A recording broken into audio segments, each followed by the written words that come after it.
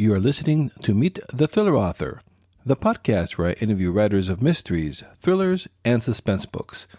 I am your host, Alan Peterson, and this is episode number 189. In this episode of the podcast, we'll be meeting Catherine Coulter, who is a widely popular author of 89 novels, almost all of them New York Times bestsellers. She began her incredible career writing historical romances before turning to suspense thrillers. The Cove, the first book in her best-selling FBI suspense thriller series, spent 9 weeks on the New York Times list and has to date sold 4 million copies. Her latest book, Reckoning, was published on August 2nd, and it's the 26th novel in that incredible series. It was such a thrill talking to a legend of the genre like Catherine Coulter. Before we get to the interview, though, I just want to let you know that if you want to get notifications when I release a new episode, or if you want to get one of my novels for free, go to thrillingreads.com/now and sign up for my email list. It's pretty easy. And I also want to thank you all. My latest thriller, Gringo Gulch, just cracked the top 50 in Amazon's hot new releases category. I've had this story in my head for more than 10 years. Always wanting to write a gritty crime thriller set in my home country of Costa Rica. So it's a great feeling to see the book doing well. So I want to thank you. The second book in that series is now out for pre-order. You can check them all out at thrillingreads.com/823. All right, here is my interview with Catherine Coulter. Hey, everybody. This is Alan with Meet the Thriller Author. And on the podcast today, I have Catherine Coulter, who is a #1 New York Times bestselling author of 89 novels, including her FBI suspense thriller series. Her latest book, Reckoning, was published on August 2nd. It's the 26th books in that series, bringing back Savage and Sherlock, who are enlisted to help women with traumatic pasts who are in mortal danger. We'll get all to that in here in a moment. But first, welcome to the podcast, Catherine. Well, thank you, Alan. Great to be here. Yeah, I'm so excited to talk to you. 89 novels. That's so amazing. So how did you get started in this business and writing that first novel? I don't like to think about 89 either. It just makes me start quaking. That's a lot of words. That's a whole oodle number of words, and I just don't like to think about it. Well, I'm an elder, and I started, my first book came out at the end of 1978, and this was when New York publishing was the center of the universe, literally, in the world, and nobody knew nothing. This was before the beginning of any of the writer organizations. So again, it was just a matter of ignorance. And what happened is I was a speechwriter on Wall Street, and my husband was in medical school up at Presbyterian Medical School. And I'd seem like 30 minutes a night over spaghetti, which was what I really cooked well. And I was reading probably 10 to 15 books a week. And I'll never forget one night, and I don't remember the book, but I threw the book across the room and said, I can do better. And went in and told my husband, and he said, well, yeah, let's go for it. And he managed to trade out time and took the next weekend off. And he and I plotted the first book. And actually, that was the first and last book that he and I plotted together. I started writing. And when it was done, I remember on the A train, which is the express train from like 14th down to Wall Street, I had met a guy. I don't remember what he did at William Morrow, but he was up there.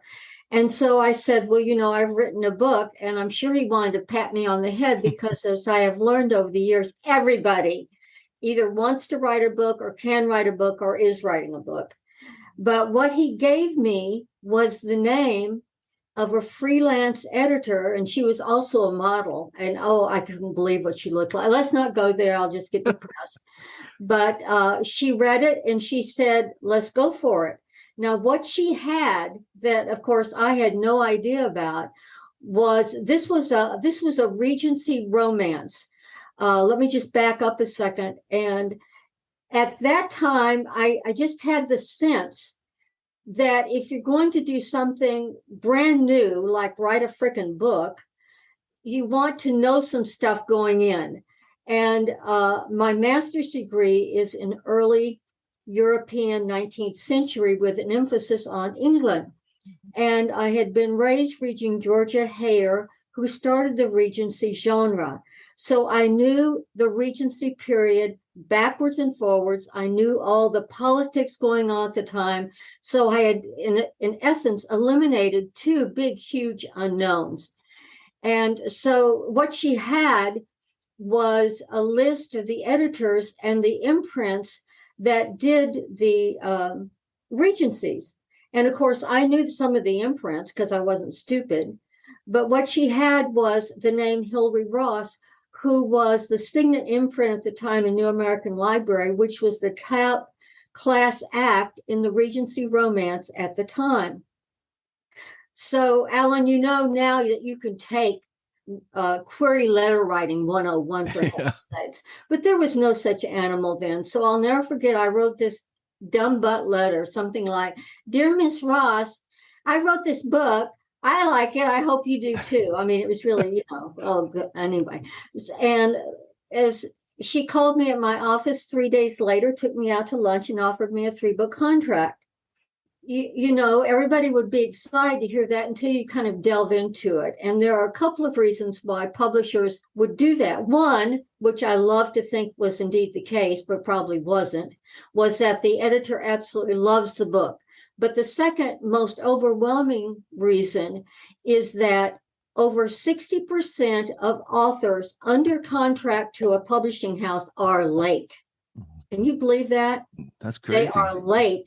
And so when a book doesn't come in that's been scheduled, they don't know, you know, they're harried and they've got to find somebody to fill those slots. So that was probably why she picked me or published me at that time. So that's how it all started.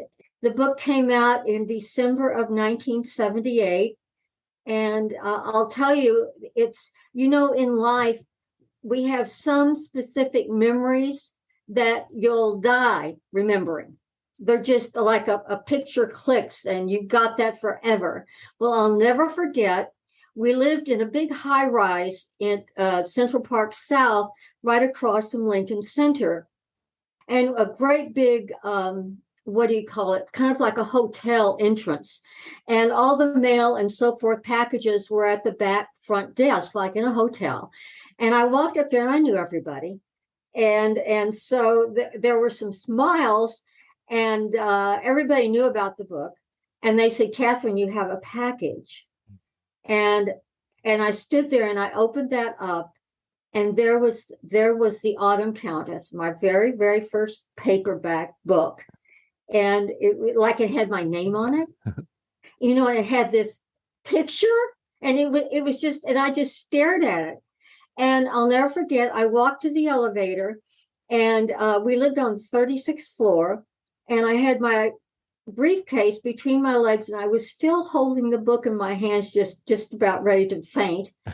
And this guy behind me said over my shoulder, Hey, Catherine, your book. Wow, that is fantastic. And look at that. I love the cover. This is great, wonderful.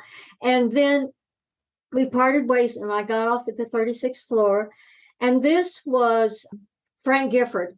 Oh, yeah.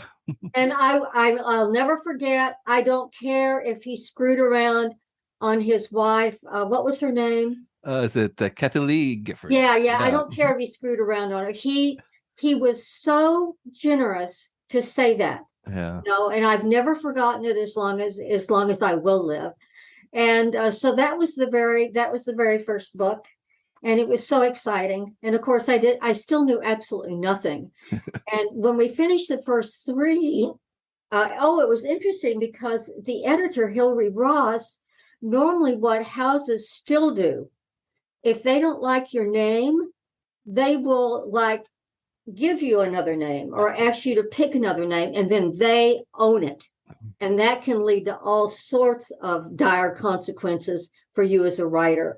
But instead, you know, my husband's name is Pogani, which is Hungarian. And she said, well, that's really not going to work on a Regency. And then instead of suggesting a new name, she said, what's your maiden name?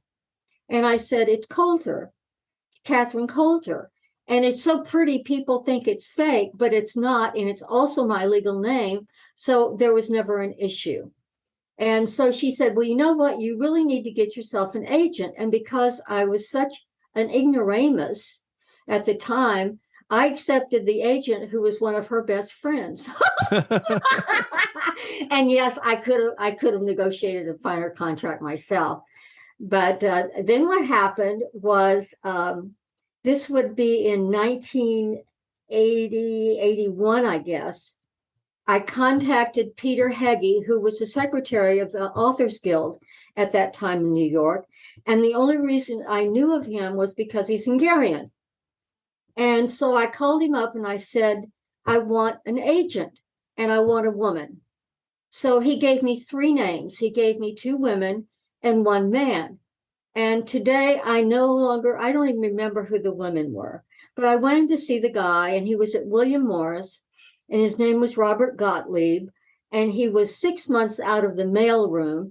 And at William Morris, this was MALE room, and they still are kind of like that, but they're not quite so bad as they were back in the dark ages.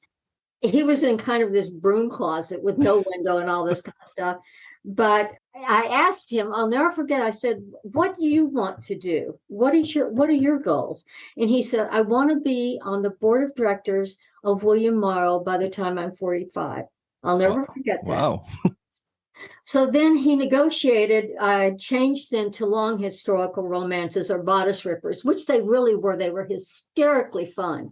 You have the virgin who meets Mr. Truelove and loses her virginity to him by page 19. They get separated. She has all these adventures all over the world. And then at the end, the last 19 pages, they get back together and then live happily ever after. But they were such fun to do. And I'll never forget, he made my editor, he brought her to tears because he demanded like $10,000 a book. Oh, wow. I know, it was just hysterical. It was just hysterical. I'll never forget that.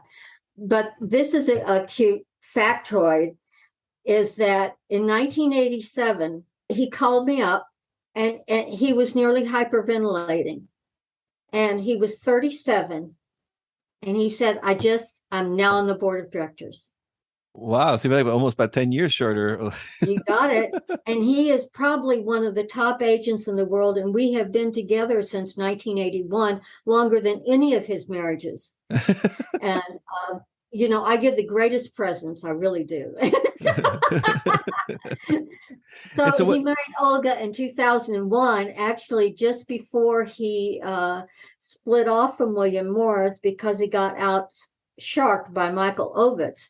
But this was a great move for him, and he opened Trident Media Group. He's just having a blast. And as I say, we've been together all this time and so many adventures. And I have to admit that I have published in the golden age of publishing. And then when, of course, ebooks, when Amazon came in, and of course, their goal was to destroy publishing in New York, and they've done a pretty decent job. There are only 4 houses left now.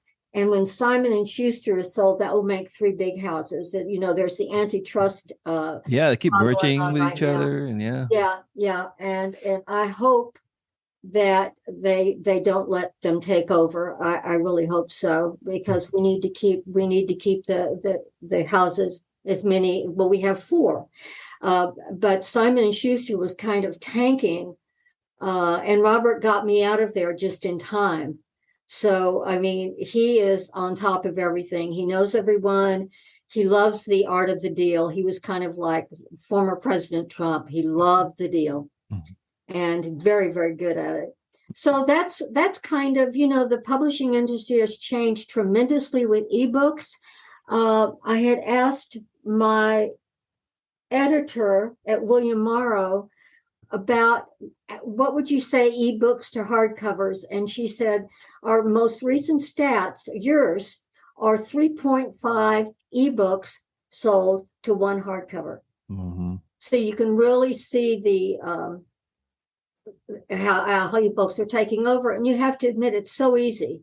You Yeah, I love my Kindle. It's just so easy to have like hundreds of books in there. Yeah, and I can remember traveling to Europe, packing 3 or 4 or 5 books. And Yeah. now, whoa, baby, not a problem.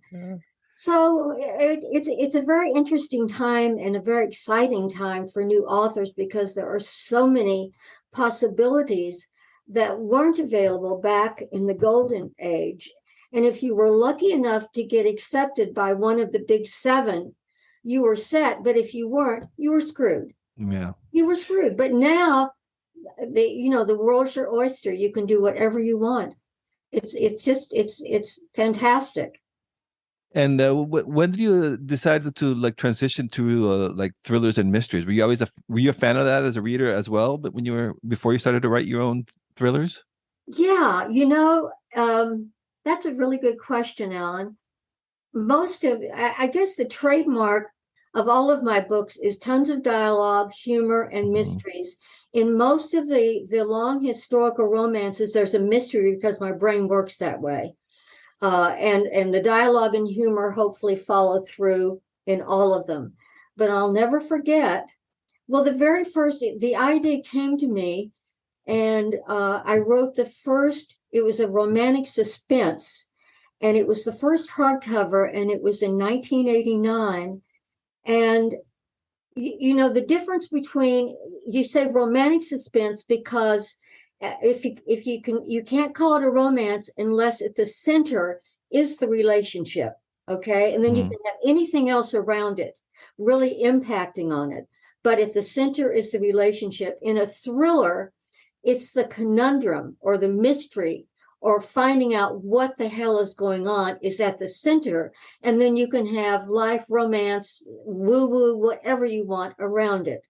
So I wrote like 3 or 4 romantic suspense novels. And then what happened, Putnam offered me, then I made the New York Times in 1987, I guess. And then Phyllis Brand, who ran Putnam, was probably one of the smartest publishers in the world. Certainly the most renowned woman publisher in the world. And she offered me this absolutely wonderful contract to come over and write historical romances. And so I did. And I wrote 3 trilogies in 3 years. And I was absolutely burned to my heels. And it was 1995. And again, like the camera clicking, you never forget certain things. My sister, who'd never done this before or since, walked up to me and she said, "Have you ever heard of a little town on the coast of Oregon called the Cove? They make the world's greatest ice cream and bad stuff happens." And I went on point. And so I told my publisher, I said, "Well, I want to write this, and it's not a romance." I said, "Well, kind of, on the periphery it is." And so I understand where they were coming for, because if it ain't broke, why fix it? And Mhm. they were doing very, very well with the historicals. But I had enough leverage to dig in my heels and wrote The Cove. And then when they got it, they wanted to bring it out in hardcover. And I said, "No, no, no, no, no, no, no, no. It's okay to fail, but you do not want to fail in hardcover, not if you have a name, a track record." And so they brought it out in paper, and it did extraordinarily well, very, very well. And then I got a call and they said, "Okay, when's the next one?" And I said, "What?" Because it was a standalone. And then they said, "Well, yeah, we want an FBI series. It's fantastic." And so I just was betwixt and between. And then, I kid you not, and other authors know this, they will attest to the fact I'm not insane, but there was a voice in the back of my head that said, "How about me, Catherine?" And it was Dylan Savage, who appeared in the last third of The Cove, and he was the other FBI special agent's partner. And so book 2 was basically Sherlock's book. This was when they met. And there is some romance in it, but the wedding and all that stuff, because it's not a romance, it's off scene. Mm-hmm. Just like the birth of their kid is off scene. And J.T. Ellison, who co-wrote the Brit series with me, I remember her telling me, she says, well, a series isn't really a series until book 4. And I was like, oh, don't be silly, blah, blah, blah. She was totally right. Totally right. I hit book 4, The Edge, and all of a sudden everything clicked. And it was indeed a series. Wow, so this is supposed to be so it started out as a standalone. Now you got It was a 26 novels total in that series. standalone. Yeah. And then Dylan Savage came in, and Sherlock again, the second book was basically her book. Mm-hmm. And that's where they meet and so forth. And then it went from there. And then it evolved into 2 plots that ran parallel to each other. Sometimes they crossed into one, sometimes they remained totally separate. But it just evolved over time, and I hope that I'm smart enough to know when to stop the series so that the characters do not become caricatures, Mm-hmm. like I'm sure you've seen in series, and I certainly have. And you don't want to fall into that, because you should have stopped. So we'll see. Then the next book I'm writing is the 27th, I guess, and it's pretty exciting so far. And I was kind of curious too, because does it get easier to write a series like this with time, or does it become more difficult to find inspiration and new stories to tell? And how's that process evolved for you over the years? Interesting question. Actually, I used to just be overflowing with plot ideas. And so I, at one point I was writing, 2, 3 books, 4, sometimes even 4 books a year. And then it slows down as you get older. And what I was doing was writing 1 FBI thriller a year and 1 historical romance. And there are such disparate genres that it sort of kept your brain unconstipated. So you'd be really glad to write one and then ready to go back because it would be new again to an FBI series, or back and forth. And then I got to a point where I really couldn't do the 2 a year. So I started doing historical, otherworldly novella adventures with one of the main characters in one of the historical romance series, Grace and Sherbrooke. And so I've got 6 of those. I try to do 1 a year, so everybody gets their fix, and I get my fix too. So it's worked out in terms of, I don't know that inspiration is the word I would ever use. The fact of the matter is, you spark. It came down, I'd get a what if idea. For example, in The Target, which was the 3rd book in the FBI series, all I knew going into it was we have this guy. I didn't know who he was or why he was there, but he was in the Rockies in Colorado because he was stressed out about something, or he was escaping something. And one day he finds this little girl sexually and physically abused in the forest. What happens?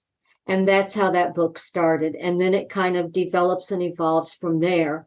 So is that inspiration? I don't know. It just comes.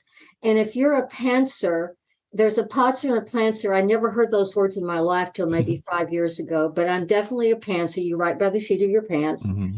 And what it means is it takes a lot of extra time if you're that way, because you'll write and then you'll think of all different ways to make it better. So you'll have to go back and make all sorts of changes. I call it backward buildup. So things just evolve, and the characters do what they want to do. And if you try to make them go in a direction they have no intention of going, they will make you pay. So is that inspiration? I don't think so. I think the trick is always planting your butt in the chair at your computer every morning and writing. And, I say in writing classes, I've never met a blank page I could edit. Mm-hmm. And it doesn't matter if you write crap. It does not matter, because then your writing brain goes to work on it. So that's kind of, that's really my process. this book that I just started, I had fans ask me about Autumn Backman, who appeared maybe 8 books ago, and she's mentioned, but she hasn't been on stage in 8 or 9 books, and she's psychic. And it was a very exciting book. Some people love the woo-woo psychic stuff. Some people don't. So maybe every 4 or 5 books I will have it, because Savage is psychic. And then there was another character in Nemesis. Her name is Lady Elizabeth Palmer in England. And this is the book where Sherlock kicks big butt. We're talking a terrorist. We're talking the attempted bombing of St. Paul's Cathedral. And there was a character in there, and her name again was Elizabeth Palmer. And I found her fascinating, and I wanted to see what happened to her. So she and Autumn come back in this book, and they're 2 separate plots, and they will probably come together a little bit. We'll see. Right now, there's absolutely no inspiration. There's just seeing where they're going to take me and where the plot takes me. And the plot's always like an onion. You keep thinking onion, peel one layer, there's another, peel that layer. You have to always in the back of your head is complexify. And do you write every day, or do you have like? Oh, yeah. Monday through Friday. And if there's no deadline or nothing cooking, then the weekends are always just fun. And do you use Word or some other way of writing these? Yeah, I use Word. In fact, I bought my first computer in 1981. It was a Vector. It had a 5-inch floppy disk. And yeah, the green screens, right? And it cost $10,000. Oh, wow. And it took me a week to learn how to use it, but they're magic. It was magic. What it did was, if you were typing on a typewriter and you made a mistake, you'd have to retype the freaking page. And even with the Vector way back in the dark ages, you just delete, and things were wonderful.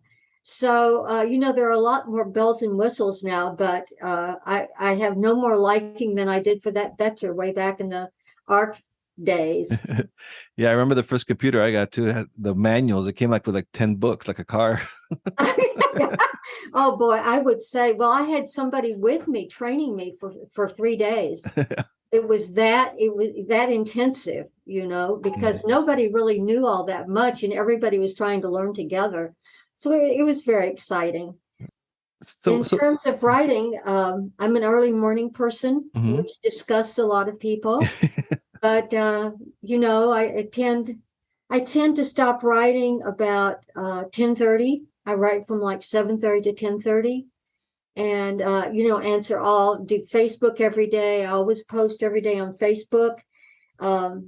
And anybody who wants to see what's going on in my life, or I have quite a group of people. It's probably about 60 or 70 people, and what it's become is these people know each other, and I'm kind of like the center of the wheel in the community center, and they'll respond to me, and then they know each other. And I'll never forget, I wrote in a post, I said, "Where's Michelle? I haven't heard from her in 3 days." And I had 10 people comment, say, her mother's ill, but I'll tell her to get to you. And she emailed me. Oh, wow. To tell me. So it's so interesting. Social media is a mess, needless to say, when if you play politics or do any crap like that. But and people are kind of off Facebook. In fact, I want to kill them right now personally. But that platform is been perfect for me over the years, since it's been well over 10 years. And it's always a lot of fun. So if anybody wants to join up, just come to me on Facebook. Yeah, absolutely. And I was just curious. So now, so could you tell us a little bit now about the latest novel, about The Reckoning? How did that come to you? And tell us, what's it about? Well, that was interesting, because all I really knew was I had a character who was young, a woman, a girl, and her parents are murdered. And she is almost murdered, but she manages to escape.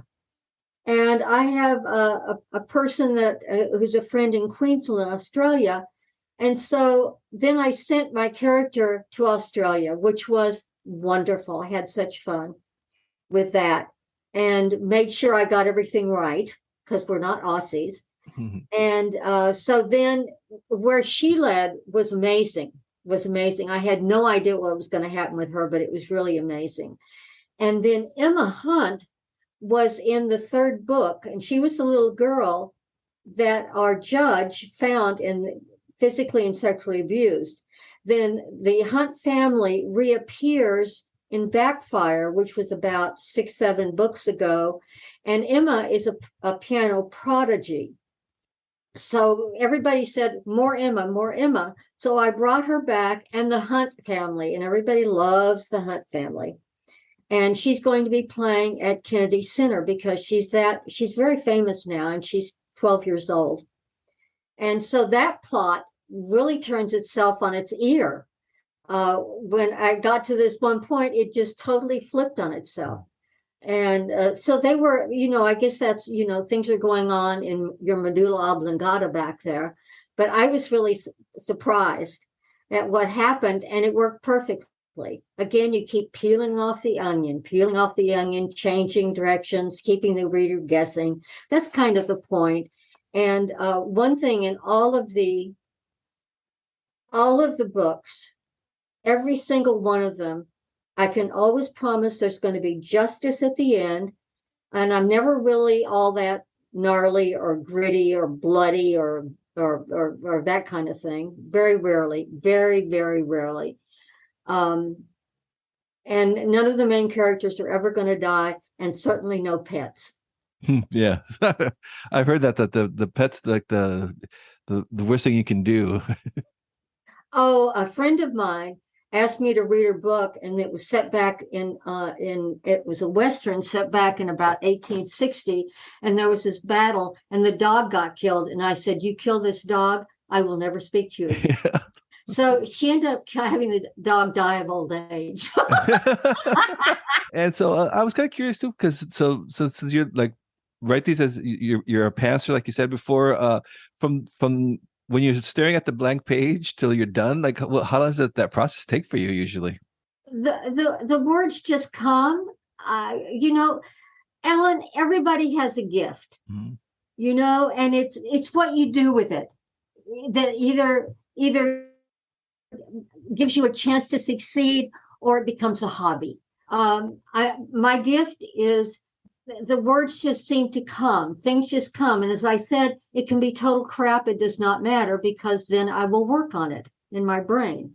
Sometimes when characters are talking, I type about 95 words a minute. I'm very, very fast. Oh, wow. Yeah. But sometimes when they're talking so fast, I can't keep up with them. So now that doesn't happen all that often, but it does happen. So if it's a blank page, for any length of time, it would mean to me that you're going in, or you're trying to go in the wrong direction. And so it's a course correction. It's not writer's block. It's just a bad plot idea, or you need a course correction. That's really all. So I as I say, I write very quickly. Sometimes I'll write 10 pages a day in 3 hours, 2.5 hours, sometimes 5, sometimes 3, sometimes it's all editing.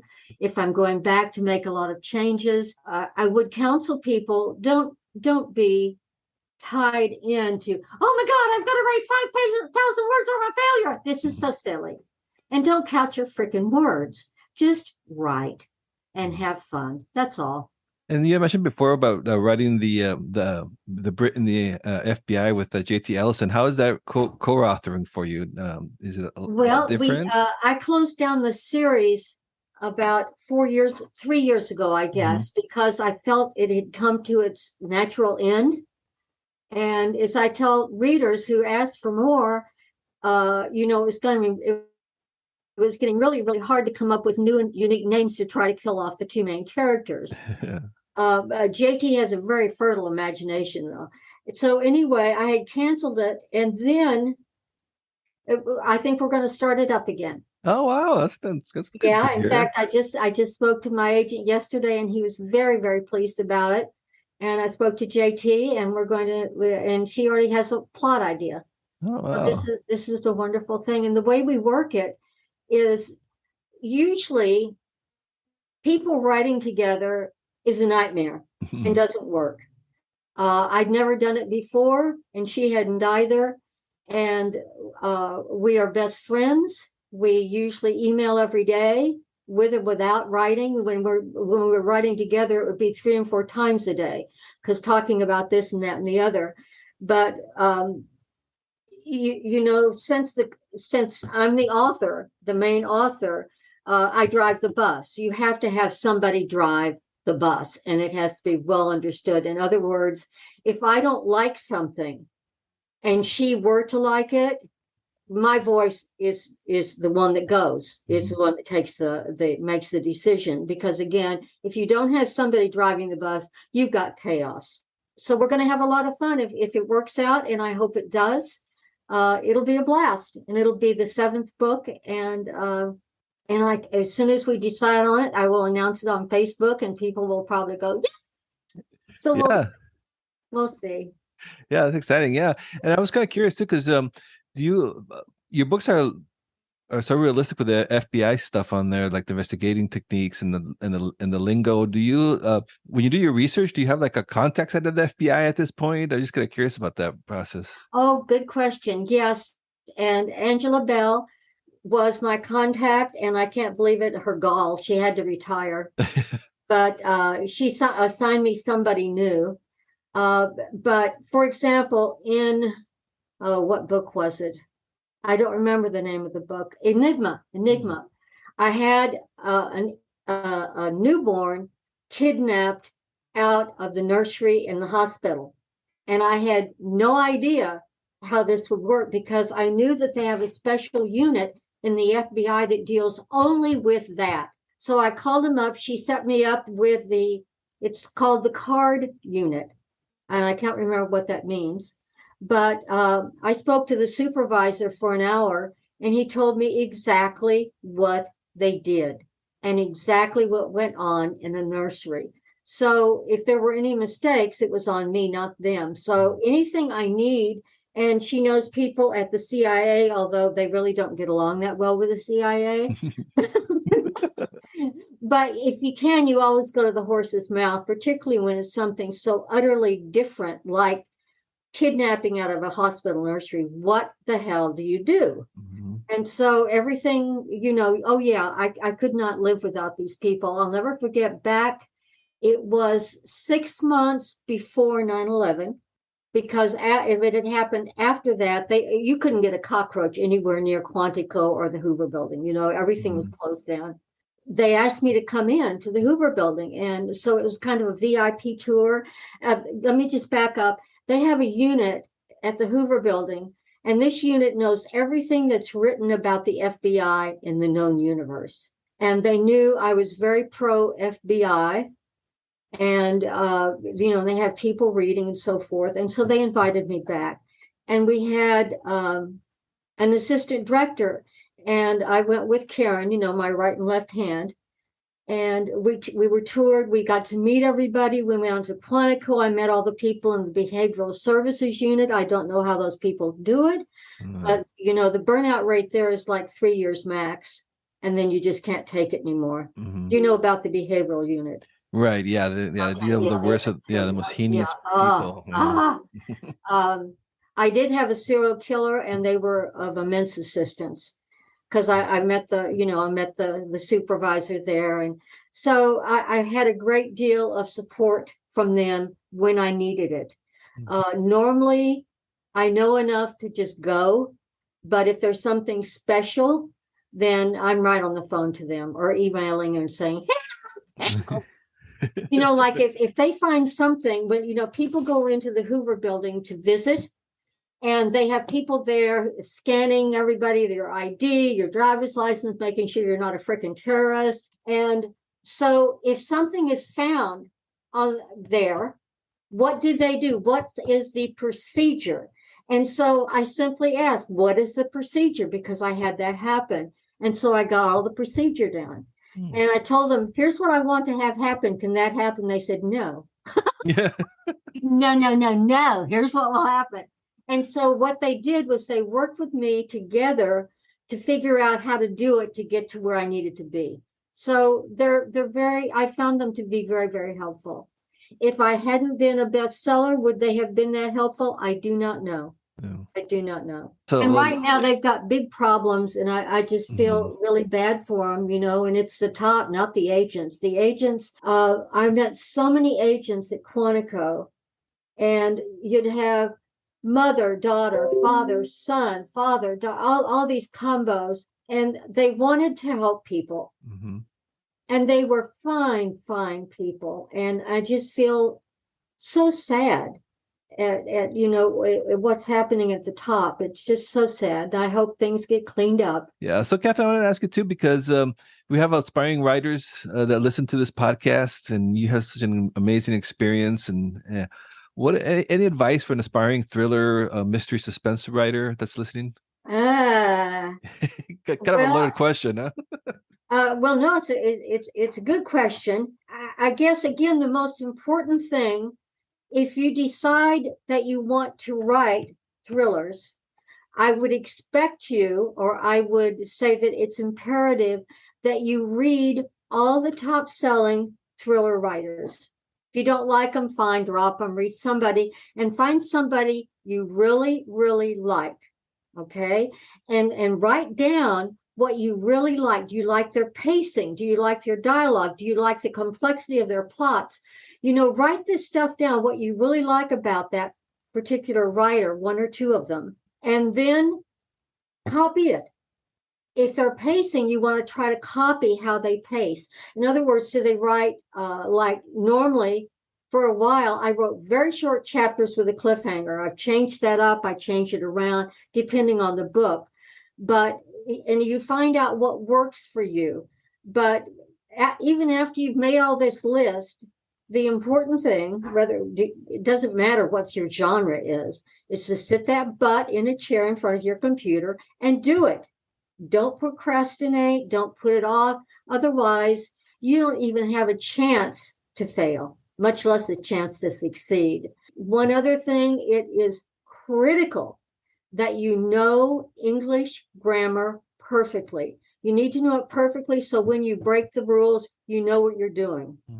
I have a lot of sentences that aren't sentences, but they're, and I'm sure you've read this too, but you have to know where you can do it and how to do it. So I would suggest that everybody memorize Strunk & White's Elements of Style. That's the best book ever written. It's short. The original book was written in 1912, and they've made new editions on it. Forget the editions. Read the 1912 because it still fits. It still fits.